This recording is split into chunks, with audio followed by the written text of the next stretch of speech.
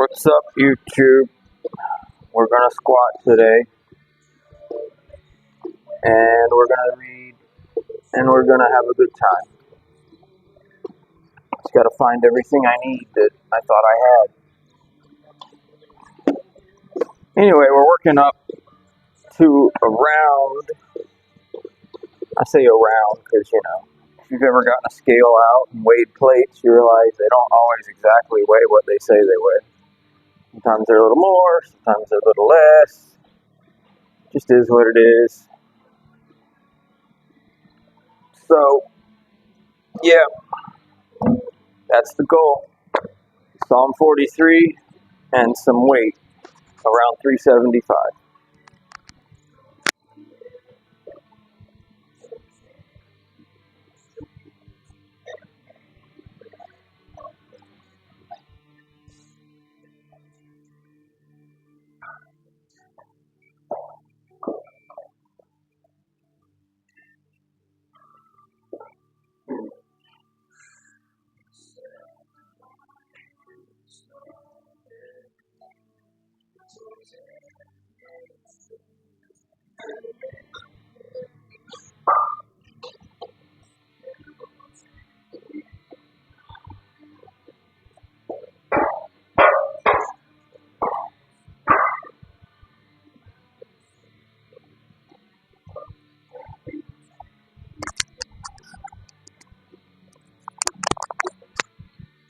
Psalm 43, it's pretty short. In fact, I even read a note today, because I need to make sure the source is good, but it says that in a lot of Hebrew manuscripts,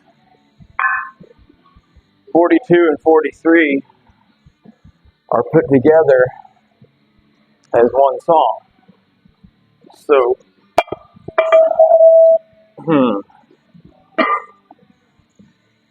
it's pretty wild when you start getting into history of the Bible stuff. It's pretty cool. Of course, you got to make sure you're getting it from credible sources and not people that have an agenda. But it is pretty cool that some Hebrew manuscripts do that and some don't. So it's possible that maybe the ones that do, it's just like lazy people that didn't want to work hard enough to separate them. I don't know. Because it's talking about similar stuff, but then again, there's a lot of Psalms that do that. And it's really short, but then again, there's a lot of Psalms that are short. I don't know. I don't think it really changes a whole lot. Doesn't change the meaning of it or anything like that. Alright, so Psalm 43, verse 1. This is one of those scary verses, man. Like, I'd like to think I could say this, but I'd be scared to say this. Judge me, O God. I mean, just right there, that's like, I don't want to say that. That's scary. And plead my cause against an ungodly nation. Now, okay, if you put it in a context like this, now I kind of understand. Okay, I get it. Here's some ungodly people, and they're coming at me. I want you to judge the situation. Judge me in this situation. Now, I can understand that. But just God in general, just judge me. It's like, nah, scary. But he's asking for deliverance, is what he's really asking for. Deliver me from the deceitful and unjust man. So, now it's starting to all come together. The scenario here is, I love how he starts with, this nation is coming against me, and it really boils down to this one person in particular. But maybe it's the ideology of the nation that's led this individual to think and act the way they have, because thought leads action. I just read that last night when I was preaching to the younger crowd. I do the younger crowd at church now, and the younger crowd on Sunday nights. And I was telling them, from Colossians 1, got thought, actions follow thought. So what your thought life is what your actions are going to start to look like. Probably sooner rather than later. But this guy is clearly influenced by something, and he's acting some kind of wrong way towards the author. And the author is just asking God to judge between them. Maybe it's between, the godly ideology that he's trying to live out and this other nation and this person in particular. So now, there's some layers to this one little verse already, peeling back some layers to it. So we're going to do this 225 here and get back into the Word.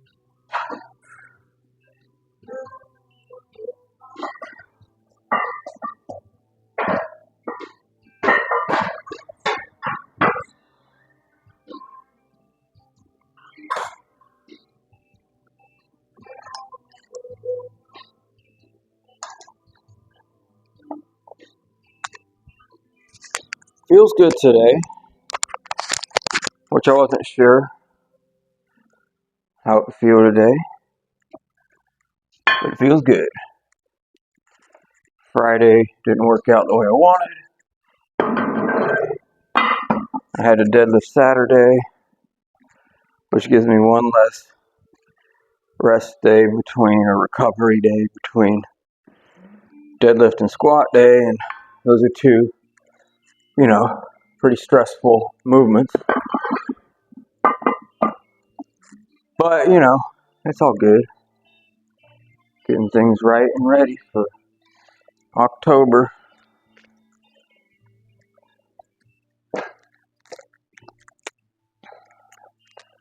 Totally down with that.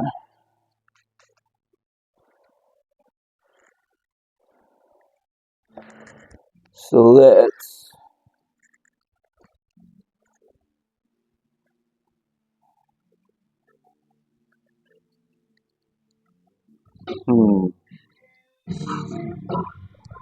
yeah, we're going to do that next. It's going to be great. Alright, next verse. For thou art the God of my strength. Well, yeah.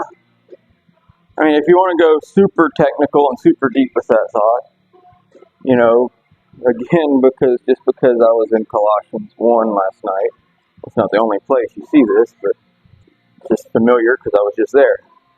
Paul talks about how Jesus in particular is all things are held together by him, and all things are made by him, and so on and all that. So if you want to go to the very source, the very origin of our strength, the very ability to move, go back to Genesis 1, God breathed into Adam the breath of life, and man became a living being. So strength, ability, that's where it comes from. And then specifically, if you want to say, God give me personally the strength, not just sort of the general mankind strength. Thou art the God of my strength. Why dost thou cast me off? Oh, that's a question. Why go I mourning because of the oppression of the enemy? So again, in the context of Genesis or Colossians or John chapter 1, this question isn't so much that, because it sounds like he's aware God is the source of all this stuff. So he's not describing a literal reality that God has forgotten about him. God can't literally forget about you. I'm going, why does thou cast me off?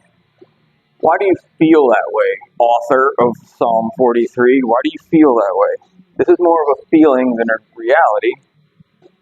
Cast off, oppressed. Why does this guy feel that way? He just acknowledged, God's the God of his strength. Oh, send out thy light and thy truth. Let them lead me, let them bring me unto thy holy hill and to thy tabernacle. Yeah, bring me back to where I'm supposed to be. So maybe some of this he's realizing is his fault, possibly, because if he's asking God to bring him back to the holy hill, bring him back to the tabernacle, I would assume that he isn't there. And if he means this in a figurative sense, that's one thing. Now, if he means it in a literal sense, right, you can't live at church. Maybe he's just saying the next time, the doors are open, I want to be there. But on the other hand, it could be he feels cast off and far away because maybe he's not there. He's not where he's supposed to be. So it's kind of admitting maybe some of his own fault that he's in the situation that he is in. And that's usually what happens if we're honest with ourselves. There's something we're doing, possibly. Other times it's not. It's just God's trying to grow you, build you some character. And this is something that you need to learn about yourself. Because God already knows you. But he wants to make sure that you're strong and ready. So he does want you to endure and build character. You won't get stronger without enduring something. God doesn't magically make you stronger.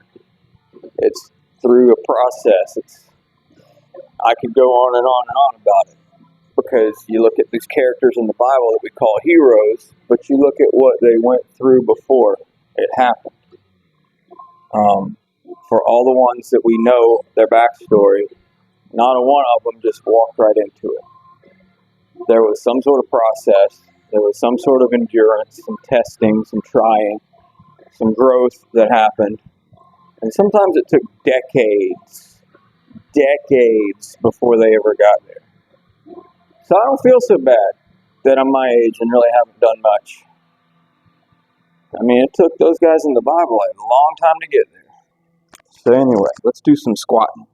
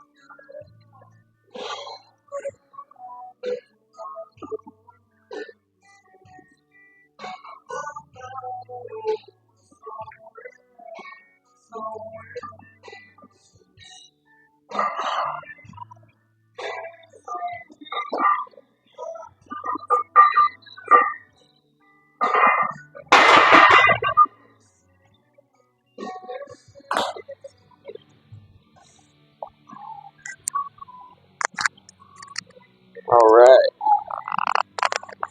Yeah, that moved pretty good too. Might have to start putting it on that lower peg. I've got like a whole plan for what I might have to do about this rack to make it work for my height. Because these pegs, they're really far apart, but they kind of have to be. If you put something in the middle, then you'd be smacking it every time you got in and out of it. So One of those things you don't really have a choice about.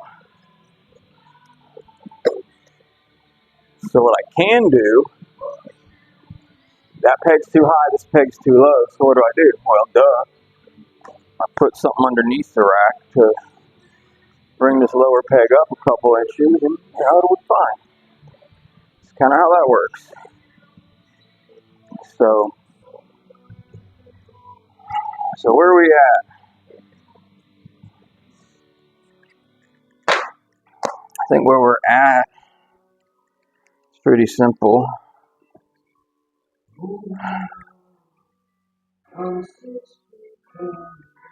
He wants to come back.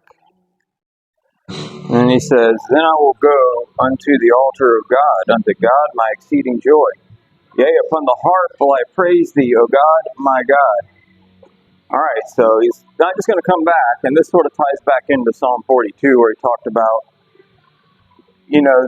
leading people into worship. Like, I used to go with the crowd to church. I used to actually lead worship. And now he's kind of going back to that. I'm going to go back. I'm going to lead. Yea, upon the harp will I praise thee, O God, my God. Now he's sort of asking, it's sort of he's talking to himself, sort of. Because before he was asking, why go I mourning in verse 2? Because of the oppression of the enemy. Now it's like he's talking to his soul, to himself, as if it's a whole different person here.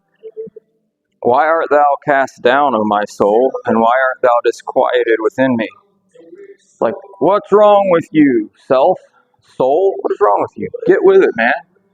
Because he says, hope in God, for I shall yet praise him who is the health of my countenance and my God. So God is, and so also too, not for nothing, as people say, the way Psalm 43 ends, and it kind of does tie into Psalm 42, but again, they don't have to be one psalm. You want to hardcore believe that it's two psalms no matter what, that's fine. I'm not going to argue with you about it. It's not worth the argument. It's not that kind of issue to me. Because it's got its own structure there and everything, Psalm 42, but they both talk about similar things, and they both talk about hoping in God. Hoping, of course, for the future. So that's worth noting as well, and the singing aspect, the leading the worship aspect, and being so far and away and feeling outside of the whole thing. So those are kind of this whole full circle thing that we'll go through in Christian life. And it's just nice to know that there's people out there that thousands of years ago, 3,000, 4,000, whatever years ago, going through the exact same thing we're going through. And that's like life. So there's sort of comfort in knowing that that's what happened and they made it. So, we can make it too. So, whoa, I need to put some more weight on here before I go hopping around doing other stuff. I think I'll just rob these plates here. So yeah, Psalm 43, very short, very sweet, very to the point, or you could even say Psalm 43 is just a short version of Psalm 42.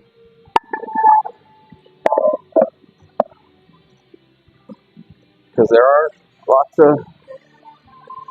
of stuff like that. It could be a sequel type thing. Maybe it's like written years later, and I found himself in a similar position again. Because life can be cyclical like that.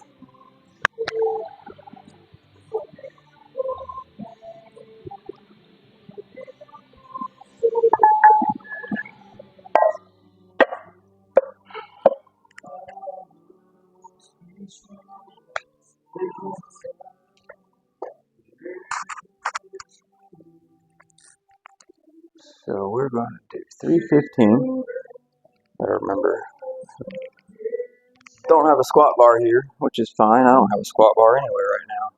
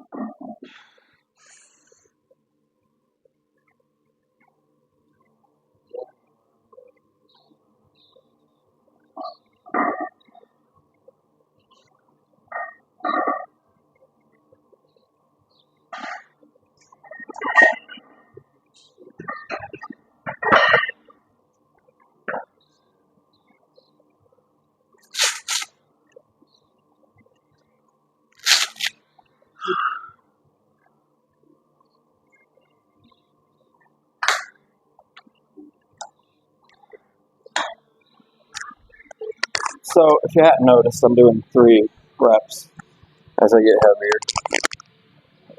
That's intentional, of course, because I want to try to get to a point where, you get this perfect squat at the perfect time at the very end when you're out there and everybody's watching you at the meet. So you got to get used to that weight. And in powerlifting, you do 1 rep. So after all the training and the building up of your strength, which takes lots of reps, as you get closer to the meet, you really need to zero it in because you're only going to do 1 rep. So you might as well use a bunch of weeks to build your strength up, then use a bunch of weeks to, I shouldn't say a bunch because you'll burn yourself out. Those last few weeks you need to use to get yourself really good at 1 rep.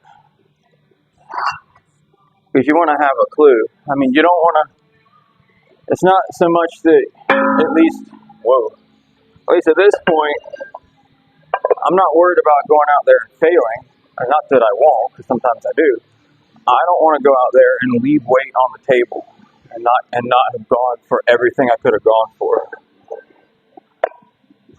It's like you got to find that balance between those 2 things. And so that's really what my goal is to just go out there and try to find and hit it in the perfect spot where I did every pound I could do. If I did, because I've felt that way before where, like the one year, it's like, well, my squat was probably about right. Might have been able to do another 10 pounds, maybe. But then I got to I think the bench, I was like, because 10 pounds on the bench is a lot. I thought, man, I probably could have done 10 more pounds on the bench, But then when I did the deadlift, I'm like, I think I nailed that pretty good. It was the year where I did 440, and I thought, I mean, I might have had 445 in me, but 440, it hit just right coming up with it. It's like, yeah, it was hard, but I did it, It's like that third bench I felt like, man, I could have done more. That went up too fast. Same thing with the squat, It's like, man, I should have added 10 more. Darn it, I was debating, because my process is simple. Whatever I find out my opener is in here, I go there and I do it. And then I add 10 pounds on the second attempt. And then I add 10 more pounds for the third attempt. And that's, maybe I just need to trust the moment, trust the feelings for once, instead of only sticking to the process. Because sometimes I get like super process oriented that I don't want to get out of it just because I'm feeling good that day or whatever. But so we're gonna do this and then go up to 375. So kind of boring. Go out and have a good day if you want to.